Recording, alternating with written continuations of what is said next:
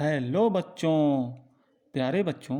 जैसा कि आप लोग जानते हैं कि आप लोगों की यूपी बोर्ड के जो एग्ज़ाम्स हैं वो आ चुके हैं।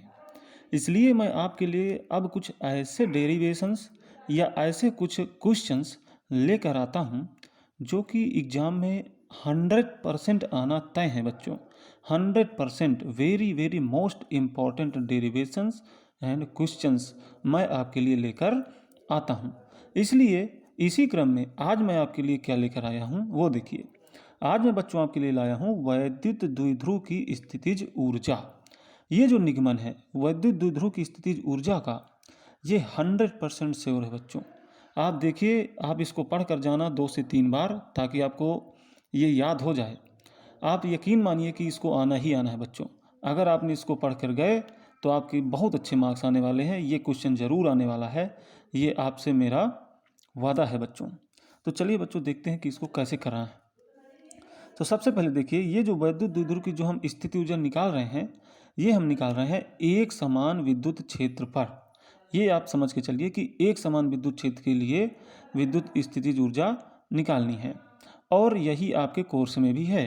तो चलिए निकालते हैं एक समान विद्युत क्षेत्र के लिए वैद्युत द्विध्रुव की स्थितिज ऊर्जा। तो यहाँ पर हम ले लेते हैं कोई एक समान विद्युत क्षेत्र। ठीक, एक समान का मतलब बच्चों क्या कि सब जगह उसकी दिशा भी समान हो, साथ ही साथ उसका मैग्नीट्यूड भी हर जगह समान हो। तो इसकी दिशा देखिए हर जगह इसी साइड है और इसका मैग्नीट्यूड भी हर जगह सेम है, जो कि हम मान लेते हैं कि वह है ई। तो इस स्थिति में जबकि एक समान विद्युत क्षेत्र है और कोई विद्युत द्विध्रुव हमारे पास हो, मान लीजिए कि हमारे जो विद्युत ध्रुव है वो कुछ ऐसी स्थिति में है, मतलब ऐसी स्थिति में कि जो हमारी वैद्युत क्षेत्र की दिशा है उससे थीटा एंगल पर मान लीजिए है। तो यहाँ पर क्या है, यहाँ पर मान लेते हैं प्लस क्यू आवेश, यहाँ पर माइनस क्यू आवेश और इनके बीच की कुछ डिस्टेंस ले लीजिए। किताबों में कभी एल भी मिलेगा, कभी 2L भी मिलेगा, हमें एल ही ले लेते हैं, कोई दिक्कत नहीं है बच्चों इसमें। ठीक है, तो ये हो गया हमारा वैद्युत द्विध्रुव और ये अभी किस स्थिति में है, विद्युत क्षेत्र की दिशा से थीटा एंगल में। तो हमसे पूछा हुआ है कि वैद्युत द्विध्रुव की स्थिति ऊर्जा क्या होगी। अब इस स्थिति में जबकि ये रखा हुआ है इस तरह, तो कुछ ना कुछ इसकी स्थिति ऊर्जा जरूर है, लेकिन अब हम इसको निकालें कैसे। देखिए, जब इस सिस्टम को बनाया गया होगा, यानी कि जब इस विद्युत क्षेत्र में इसको स्थापित किया गया होगा इस वैद्युत द्विध्रुव को, उस समय हमारे द्वारा या एक्सटर्नल फोर्स द्वारा इस पर कुछ कार्य किया गया होगा। तो वही कार्य इसमें विद्युत स्थितिज ऊर्जा के रूप में स्थिर है या स्टोर हो चुका है। तो यही हमें बताना है कि इस पर कितना कार्य या कितनी स्थितिज ऊर्जा स्टोर है। तो उसको निकालने का तरीका क्या है बच्चों। तो चलिए इसके लिए हम एक काम ये करेंगे कि इस पर अभी हम थोड़ा सा काम और करेंगे। थोड़ा सा काम क्या कि इसको थोड़ा और घुमाएंगे। तो चलिए इसको घुमाने का हम काम करते हैं और देखते हैं कि फिर कैसे हम निकाल पाते हैं इसकी इस वाली स्थिति के लिए स्थितिज ऊर्जा। तो सबसे पहले हम थोड़ा इसमें और काम करते हैं और काम क्या करेंगे, इसको घुमाने का। तो चलिए इसको घुमाते हैं बच्चों। ये थीटा स्थिति पर है और थोड़ा सा हम इसको घुमा लेते हैं। ऐसे घुमा लें कि अभी ये जो थीटा स्थिति है, मान लीजिए कि ये हमने घुमा लिया थीटा डैश तक, ऐसा कुछ आप मान लीजिए। तो इस तरह से हमने थोड़ा इस पर और कार्य किया। क्या कार्य किया, थीटा से थीटा डैश घुमाया, लेकिन इस पर क्या कार्य हुआ वो हम यहाँ निकालेंगे। अब देखिए हमें निकालना क्या था वो ध्यान रखिएगा। जब ये थीटा कोण पर था उस स्थिति के लिए हम इस पर ऊर्जा निकालनी है। तो वह उस स्थिति के लिए हम थोड़ा यहाँ पर लिख लेते हैं।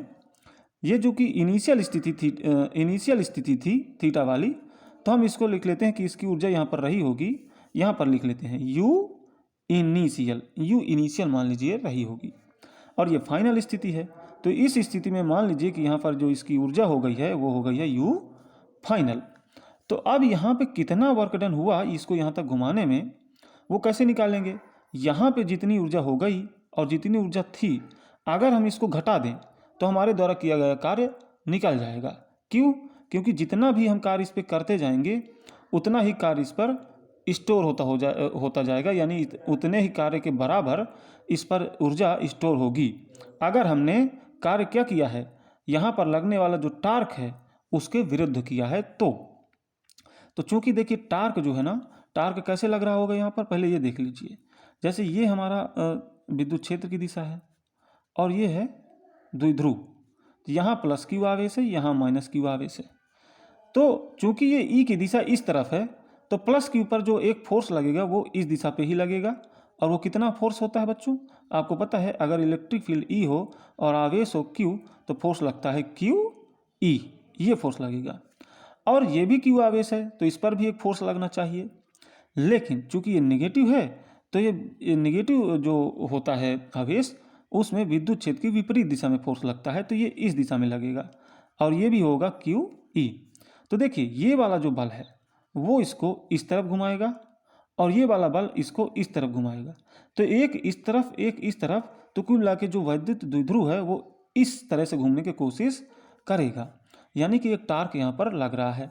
अब इसी टार्क के विरुद्ध हमने इसको इस तरफ ले गए हैं। देखिए टार्क लग का इस तरह है, इस तरह है, लेकिन हम इसको ले किधर गए हैं, थीटा से थीटा डैश यानी इस साइड। तो हमने टार्क के विरुद्ध कार्य किया तो इस पर कुछ एनर्जी बढ़ चुकी है और ये हो गई यू फाइनल। तो अब ये कितना कार्य किया वो निकलेगा you final minus U initial से।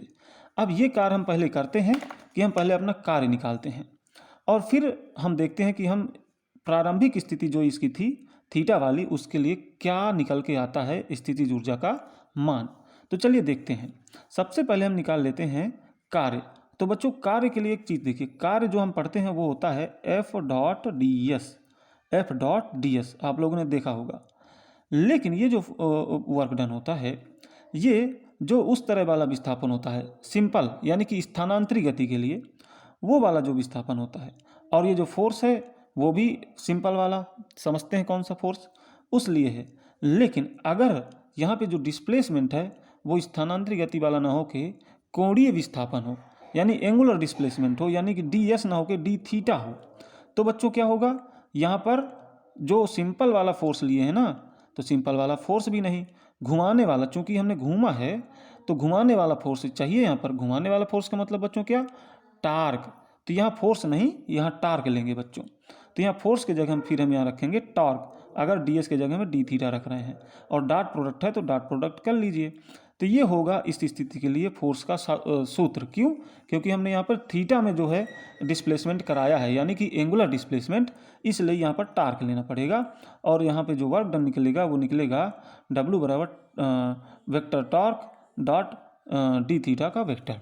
ठीक, अब देखिए ये जो वर्क डन है अभी मैंने बताया कि ये निकलेगा you final minus U initial से, तो इस वर्क डन के जाके रख लेते हैं you final minus U initial, और ये निकल के कितना आया है, वो इतना आया है। अब देखिए बच्चों ये जो कार्य है ना, ये जो कार्य है वो डी थीटा एंगल घुमाने के लिए है, यानी कि अगर हम इसको पहले थीटा डैश न घुमा के अगर हम छोटा सा एंगल घुमाते, बिल्कुल छोटा सा, जो कि होता डी थीटा। कहाँ से थीटा, इस थीटा के आगे, ये जो थीटा डैश है तो ये तो पूरा यहाँ से यहाँ तक है, लेकिन ये जो डी थीटा हमने लिया है वो लिया है सिर्फ थीटा के आगे थोड़ा सा, डी थीटा। ठीक, उसके लिए ये वर्क डन निकल के आया है। लेकिन हमें तो निकालना है थीटा से लेकर के थीटा डैश स्थिति तक, जो कि हमने घुमाया है। तो इस पर फिर हमने एक वो लगा देंगे इंटीग्रेशन का साइन। क्यों, क्योंकि हमें इसका इंटीग्रेशन करना पड़ेगा थीटा से थीटा डैश तक। तो ये हो गया टोटल वर्क डन, जो कि हमने यहाँ से यहाँ तक लाने में कार्य किया है। अब हम आगे इसको हल कर लेते हैं।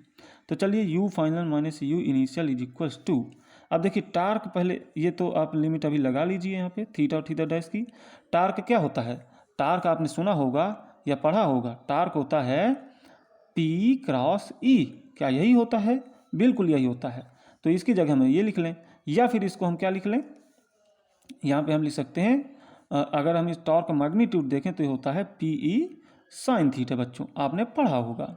ठीक, अच्छा एक चीज़, थोड़ा सा इसका डॉट प्रोडक्ट खोल लीजिए। जैसे ए डॉट बी होता है, ए डॉट बी होता है ए बी कॉस थीटा, ठीक, ऐसे ही इसका डॉट प्रोडक्ट खोलेंगे तो ये होगा टॉर्क डी थीटा और कॉस थीटा। ये कॉस थीटा क्या है, इन दोनों के बीच का एंगल।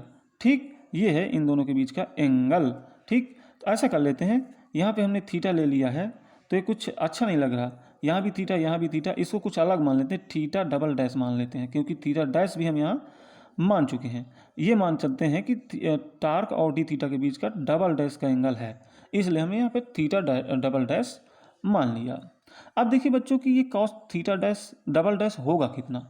असल पर ये थीटा डबल डैश का वैल्यू हमें निकालना पड़ेगा। देखिए क्या है, ये थीटा डबल डैश है क्या, टॉर्क और डी थीटा के बीच का एंगल। तो आप देखिए हमने इसको घुमाया किस तरह है, इस तरह। तो हम बल टॉर्क लगा किस तरह है, यानी एक्सटर्नल टॉर्क की दिशा क्या है, इस तरह हमने घुमाया तो टॉर्क की दिशा क्या हो जाएगी, इस कागज के तल के लंबवत ऊपर की ओर। आप समझते होंगे कि टॉर्क की दिशा कैसे निकालते हैं, दाएं हाथ को घुमा करके ऐसे ऐसे घुमाकर दाएं हाथ के रूल से निकालते हैं। आपको दिखाई नहीं दे रहा होगा, लेकिन अगर आप जानते होंगे तो समझ गए होंगे। ठीक, चूंकि हम ऐसे घुमा रहे हैं तो टॉर्क की जो दिशा होगी कागज के तल के लंबवत ऊपर की ओर। और डी थीटा भी हमने ऐसा ही लिया है, आगे की ओर ही चले हैं, यानी इसी दिशा पे। तो उसकी भी जो दिशा होगी कागज के तल के लंबवत ऊपर की ओर। तो अब टॉर्क भी ऊपर की ओर और डी थीटा की दिशा भी ऊपर की ओर, तो दोनों की दिशा जब सेम है तो इसका मतलब कि दोनों के बीच का एंगल क्या होगा, 0 डिग्री। यानी कि थीटा डबल डैश क्या है, 0 डिग्री। तो ये टर्म जो हो जाएगा cos 0 यानी कि 1, तो ये टर्म हो जाएगा 1। तो इसको अब हटा देते हैं क्योंकि 1 को लिखना जरूरी नहीं है। तो कुल मिला के ये जो हो गया, ये इसको मैं आगे लिख देता हूँ या इसके नीचे लिख देता हूँ। ये हो गया थीटा डैश एंड यहाँ पे टॉर्क डी थीटा, यहाँ पे cos 0 हो गया 1। ठीक है, तो चलिए आगे इसको देखते हैं कि आगे इस पर हमें क्या करना है। ठीक, देखिए अब यहाँ पे टॉर्क की वैल्यू रख लेते हैं। तो टॉर्क की वैल्यू रख लीजिए। ठीक, चलिए यहाँ पर टॉर्क की वैल्यू रख लेते हैं। ये टॉर्क की वैल्यू यहाँ पर रखिए। क्या है टॉर्क की वैल्यू, यहाँ पर टॉर्क की वैल्यू ये है P sine theta, P E sine theta और डी थीटा, ये हो गया। ठीक, यहाँ you final minus U initial आप लिखे ही रहिएगा। ठीक, अब देखिए अब इसको सॉल्व कर लेते हैं। तो सॉल्व कर लीजिए, यहाँ पर U final minus U initial is equal to P E को तो बाहर निकाल लीजिए क्योंकि ये कांस्टेंट टर्म है, कांस्टेंट टर्म बाहर निकल आएगा। इसका समाकलन होगा तो साइन थीटा का होता है माइनस कॉस थीटा, यही होता है समाकलन। और लिमिट है थीटा टू थीटा डैश। ठीक, अब आगे इसको सॉल्व कर लेते हैं। तो U final minus U initial is equal to P E. अब यहाँ पे वैल्यू रखेंगे माइनस कॉस थीटा डैश, ये हो गया माइनस माइनस प्लस, एक फार्मूले का प्लस, एक ये माला माइनस, एक माइनस पहले से रहता है, एक ये माइनस, तो माइनस माइनस प्लस हो गया। और इस थीटा की जगह में रख लिया ये वाला थीटा। ठीक, अरे आपको तो दिखाई नहीं दे रहा, सॉरी बच्चों, मैं आपको दिखाता हूँ इसको कि ये क्या लिखा हुआ है। रुक जाइए, अब आपको नहीं दिखाई दे रहा। तो यहाँ पे बच्चों यहाँ तक तो आप लोगों ने देख लिया, आपको दिखाई दे रहा है। यहाँ पे कुछ नहीं है, P E minus cos theta dash plus cos theta. तो अब जो कहाँ पे, मैं अभी यहाँ पे लिख देता हूँ इसके आगे यहाँ पर। ठीक है, ये आपको दिखाई देगा। तो इसके आगे मैं इसको यहाँ पे ऐसे करके ये जो चीज़ है ना, इसको यहाँ लिख देता हूँ you final minus U initial, you final minus U initial बराबर है पी ई यहाँ पे cos theta dash minus cos theta, यही है बस। ठीक, अब देखिए अब हम अपनी स्थिति पर पहुंच गए हैं जो हमें चाहिए। ठीक, अब देखिए अब चूंकि हमें जो निकालना था वो क्या निकालना था, हमें निकालना था यू इनिशियल। यू इनिशियल मतलब जब इसकी इनिशियल कंडीशन थी, यानी कि जब ये थीटा पर था तब इसकी स्थितिज ऊर्जा क्या थी, हमें तो ये निकालना था बच्चों। तो अब क्या करें, तो इसके लिए बच्चों क्या करना पड़ता है, ये तो पोटेंशियल एनर्जी का डिफरेंस है बच्चों। लेकिन जब कभी एक पर्टिकुलर स्थिति के लिए हम पोटेंशियल एनर्जी निकालते हैं तो हमें एक रेफरेंस पॉइंट मानना पड़ता है। और रेफरेंस पॉइंट मतलब कहाँ, जहाँ पे हम रेफरेंस पॉइंट क्या मानते हैं, जहाँ पर पोटेंशियल एनर्जी को हम 0 मान पाएँ। तो पोटेंशियल एनर्जी को किसी एक स्थिति में हम 0 मान लेते हैं, इसके बाद हम अगली स्थिति पर डिसाइड करते हैं कि क्या ऊर्जा होगी। तो देखिए यहाँ पर हम क्या मानेंगे, यहाँ पर हम मानते हैं कि जब थीटा 90 डिग्री हो उस स्थिति के लिए, यानी 90 डिग्री के मतलब क्या, जब हमारा जो द्विध्रुव है वो इससे यानी कि इससे 90 डिग्री के एंगल पर हो, इस स्थिति में इसकी जो एनर्जी होती है वो 0 मानते हैं। हम क्या मानते हैं, 0। तो बच्चों ये देखिए अगर हम इसको थीटा डैश ना होता, थीटा डैश ना होकर यहाँ पे इतना घूमता कि ये 90 डिग्री होता, तो क्या होता है यहाँ पर, तो ये 90 डिग्री और ये जो फाइनल स्थिति, अब फाइनल स्थिति क्या है 90 डिग्री वाली, तो ये यू फाइनल ना उस समय 0 माने, हम 0 मानते थे।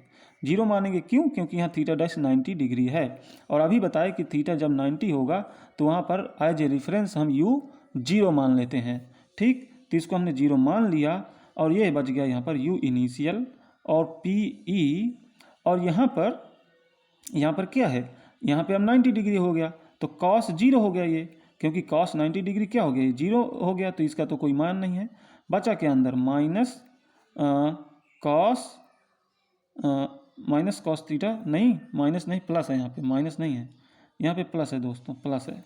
ठीक है, तो अंदर बचा है प्लस कॉस थीटा, यही बचा है। अब यहाँ पे यू इनिशियल बराबर ये जो माइनस है ना वो इधर आ जाएगा, तो पी ई, ये कॉस थीटा को बाहर निकाल लेते हैं, तो ये निकल के आया बच्चों यू इनिशियल बराबर minus P E cos theta. इसका क्या मतलब है कि जब आपकी जो द्विध्रुव था वो थीटा एंगल पर था तो उस समय द्विध्रुव की जो स्थितिज ऊर्जा थी वो थी पी ई कॉस थीटा। बच्चों इसको पढ़ के ज़रूर जाइएगा, ये जो डेरिवेशन है ये ज़रूर आने वाला है, ये मैं आपसे वादा करता हूँ बच्चों। तो बच्चों ऐसे ही अच्छी अच्छी वीडियोज पाने के लिए हमारे चैनल को सब्सक्राइब जरूर करना, आपके लिए बहुत अच्छा नॉलेज हम लेकर आएंगे, ये आप समझिएगा। आप ये मान के चलिए कि अगर आप सब्सक्राइब करेंगे और मुझसे पढ़ेंगे तो आप बहुत अच्छी जगह पढ़ रहे हैं, ये आप यकीन मान के